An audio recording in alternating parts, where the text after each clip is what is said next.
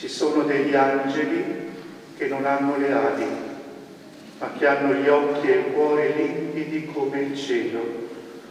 Uno di loro è Andrea. La comunità di Motta di Livenza si è riunita in un abbraccio colmo di affetto e solidarietà per dare l'ultimo saluto al piccolo Andrea Crosato, il bambino di 7 anni scomparso a causa di una malattia rara.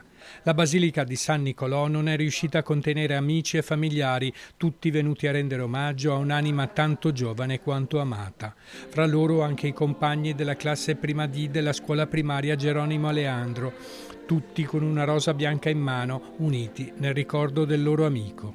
I tuoi genitori, caro Andrea, ti pensano ora a vivere uno dei tuoi più grandi sogni, un sogno che rende polvere i nostri sogni, stare in piedi e correre, correre, correre.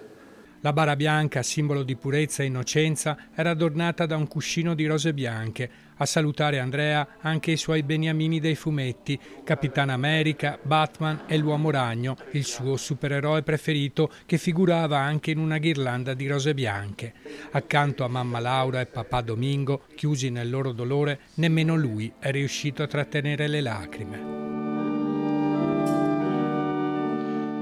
Fuori, nel piazzale della chiesa, a messa finita, la zia di Andrea ha letto una lettera commovente. Oggi non è la fine, ma è un nuovo capitolo di un nuovo libro, dove come un supereroe ti sei trasformato e sei in paradiso, tra le nuvole fatte di zucchero filato, a saltare come Spider-Man, a spruzzare ragnatele e a correre veloce come Sonic, in compagnia degli angeli. Guardaci dall'alto, ti vogliamo bene. Ciao Andrea, ciao Pastrocchio.